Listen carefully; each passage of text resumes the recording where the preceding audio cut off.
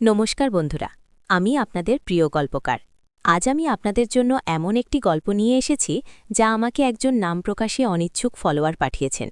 এটি একটি গভীর, আবেগী এবং রোমাঞ্চকর গল্প যা আমাদের সমাজের গভীরে লুকিয়ে থাকা কিছু নিষিদ্ধ ভালোবাসার কথা বলে। গল্পটি পুরোটা মন দিয়ে শুনবেন, কারণ গল্পের কোনো এক ফাঁকে আমি আমার ব্যক্তিগত ইমো নাম্বারটি দেব, আর নাম্বারটি পেতে হলে পুরো গল্পটি মনোযোগ দিয়ে শুনতে হবে। শুরুতেই বলি, এই গল্পটি এক সাধারণ বাঙালি পরিবারের। উত্তর কলকাতার এক পুরনো বাড়ির চিলেকোঠার ঘর থেকে ভেসে আসা চাপা দীর্ঘশ্বাস, অগোছালো বিছানা আর বাতাসে ভাসা কফির গন্ধ, এগুলোই ছিল নীলাঞ্জনা আর অরিন্দমের জীবনের এক সাধারণ দিনের ছবি। নীলাঞ্জনা ২৩ বছরের এক যুবতী, সদ্য কলেজ শেষ করে সংসারের কাজে মন দিয়েছে। তার বিয়ে হয়েছে বছর ৩ হল। স্বামী অরিন্দম একজন সফল স্থপতি, নিজের কাজ নিয়ে ব্যস্ত।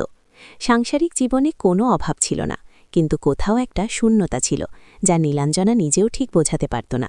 অরিন্দমও ভালোবাসত নীলাঞ্জনাকে, কিন্তু পেশাগত জীবনের চাপ আর নিজের কিছু ব্যক্তিগত দ্বিধায় তাদের সম্পর্কে একটা দেয়াল তৈরি হয়ে গিয়েছিল।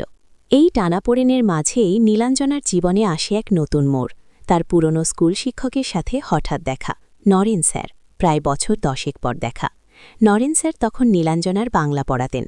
শান্ত, সৌম্য চেহারা, গভীর চাহনি আর কথার মধ্যে এক অদ্ভুত মায়া। নীলাঞ্জনা ছোটবেলা থেকেই স্যারকে ভালোবেসে আসত, তবে সেটা ছিল সম্পূর্ণ অবুঝ বালিকার ভালোবাসা, যা সময়ের সাথে সাথে ম্লান হয়ে যাওয়ার কথা। কিন্তু নিয়তির খেলা, সেই ভালোবাসা আবার নতুন করে জেগে উঠল। একদিন এক সাহিত্য অনুষ্ঠানে নরেন স্যারের সাথে দেখা হয় নীলাঞ্জনার। সেই চেনা সুর, সেই মায়াবী কণ্ঠস্বর, সবকিছু যেন নীলাঞ্জনার মনে এক অজানা ঢেউ তোলে। স্যারেরও মনে পড়ে নীলাঞ্জনার কথা, সেই মেধার দীপ্তি আর শান্ত স্বভাব। কিছু কথা হলো কিছু পুরনো দিনের স্মৃতিচারণ। নরেন স্যার তখন এক প্রাইভেট কোচিং সেন্টার চালান, যেখানে মূলত উচ্চ মাধ্যমিক স্তরের ছাত্রছাত্রীদের বাংলা পড়ান। নীলাঞ্জনা নিজের অজান্তেই কেন যেন নরেন স্যারের কাছে পড়তে যাওয়ার ইচ্ছা প্রকাশ করে। অরিন্দম প্রথমে একটু অবাক হলেও নীলাঞ্জনার জেদের কাছে হার মানে। অরিন্দমের মনে হয় এই ব্যস্ত জীবনে নীলাঞ্জনার কিছু সময় নিজের জন্য কাটানো দরকার। নরেন স্যারের কোচিং সেন্টারটা ছিল এক পুরনো বাড়ির দোতলার এক কামরা।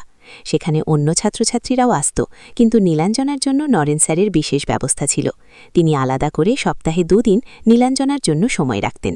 প্রথম সবটাই ছিল গুরু শিষ্যের সম্পর্ক, কিন্তু ধীরে ধীরে সেই সম্পর্ক এক অদৃশ্য সীমারেখা অতিক্রম করতে শুরু করে। নরেন স্যারের পড়ানোর ভঙ্গিমা, শব্দের গভীরতা আর নীলাঞ্জনার অকপট প্রশ্ন, সবকিছু মিলিয়ে তাদের মধ্যে এক নতুন বোঝাপড়া তৈরি হয়।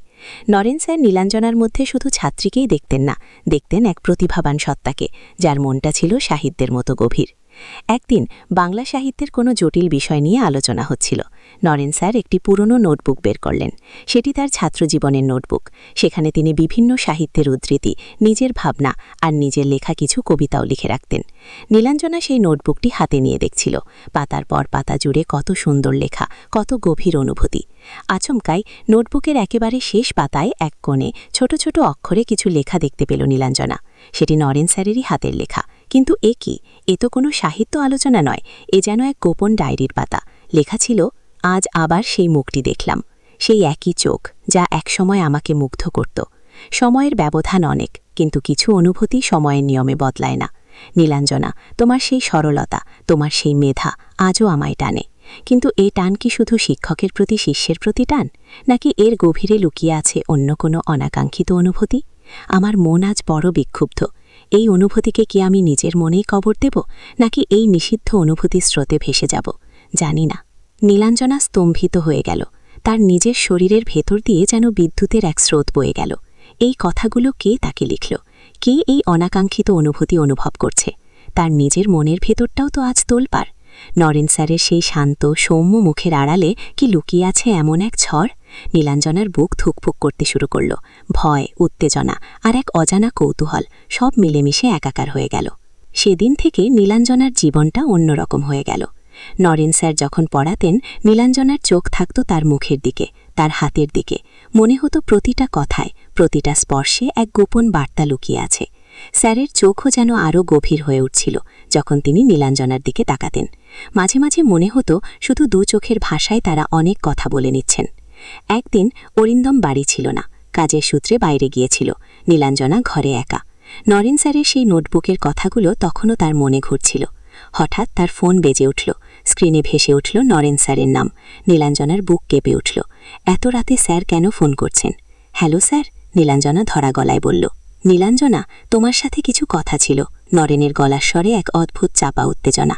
কি কথা স্যার? আমি কি কিছু ভুল করেছি? নীলাঞ্জনা ভয়ে ভয়ে জিজ্ঞেস করল।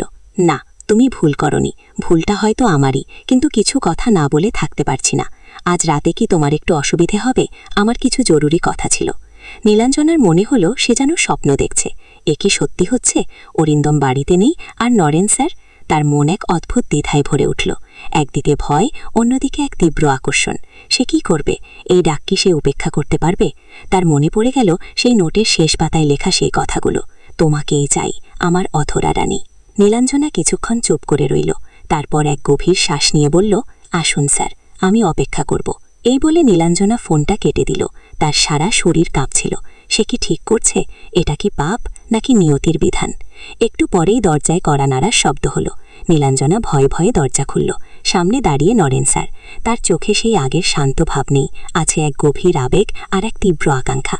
দুজনের চোখে চোখ পড়তেই নীলাঞ্জনার মনে হলো তারা দুজনেই এক অদৃশ্য চুম্বকের আকর্ষণে বাধা পড়ে গেছে। নরেন স্যার ধীরে ধীরে নীলাঞ্জনার দিকে এগিয়ে এলেন। নীলাঞ্জনাও যেন নড়তে পারছিল না। ঘরের নিস্তব্ধতা ভেঙে শুধু শোনা যাচ্ছিল তাদের দুজনের দ্রুত হয় চন্দন। নরেন স্যার নীলাঞ্জনার হাত ধরলেন। তার স্পর্শে এক তীব্র উষ্ণতা। নীলাঞ্জনা চোখ বন্ধ করে ফেলল। তার মনে হচ্ছিল সে যেন এক অজানা সাগরে ভেসে চলেছে, যেখানে শুধু ভয় আর রোমাঞ্চ। নরেন স্যার নীলাঞ্জনার খুব কাছে এসে ফিসফিস করে বললেন, নীলাঞ্জনা, আমি আর নিজেকে আটকাতে পারছি না। সেই 10 বছর আগে যখন তোমার চোখে প্রথম সেই মুগ্ধতা দেখেছিলাম, তখনই মন দিয়ে বসেছিলাম। আজ সেই দিন, আজ এই নিষিদ্ধ রাত। তিনি নীলাঞ্জনার গালে হাত রাখলেন। নীলাঞ্জনার শরীর কেঁপে উঠল। সে অনুভব করল নরেন স্যারের ঠোঁট এসে স্পর্শ করল তার কপালে। তারপর ধীরে ধীরে নেমে এলো তার গালে, আর শেষে নীলাঞ্জনার মনে হলো সে যেন এক স্বপ্নপুরীতে পৌঁছে গেছে। তার সব ভয়, সব দ্বিধা উধাও হয়ে গেছে। শুধু অনুভব করছে এক তীব্র অনাস্বাদিত অনুভূতি। কিন্তু তখনই বাইরে থেকে হঠাৎ বিকট চিৎকার ভেসে এলো। কে ওখানে? এই বাড়িতে কারা? নীলাঞ্জনা আর নরেন স্যার দুজনেই চমকে উঠল। কে হতে পারে? অরিন্দম কি ফিরে এলো নাকি? নরেন স্যার নীলাঞ্জনার দিকে তাকিয়ে ইশারায় চুপ থাকতে বললেন। দুজনের শরীরেই যেন ভয়ের কাঁপন। বাইরে থেকে আবার সেই আওয়াজ ভেসে এলো, এবার আরও কাছে। কে এই আগন্তুক? সে কি সব জেনে ফেলেছে? আর এই মুহূর্তে নীলাঞ্জনার কি হবে? নরেন স্যারের কি হবে? দরজা ধাক্কাধাক্কির শব্দ তীব্র থেকে তীব্রতর হতে লাগল। নীলাঞ্জনার মনে হলো সব শেষ। এই নিষিদ্ধ প্রেম কি এখানেই শেষ হয়ে যাবে, নাকি নতুন কোনো অধ্যায় শুরু হবে? বন্ধুরা, গল্পটি এখানেই শেষ নয়। এই ঘটনার পর কি হবে? নীলাঞ্জনা আর নরেন স্যারের ভবিষ্যৎ কি? অরিন্দমের সামনে কি সব সত্যি চলে আসবে, নাকি তারা এই বিপদ থেকে বাঁচতে পারবে? এই প্রশ্নের উত্তর জানতে হলে অবশ্যই আমার চ্যানেল সাবস্ক্রাইব করুন, আর কমেন্ট করে জানান আপনারা এই গল্পের দ্বিতীয় পর্ব দেখতে চান কিনা।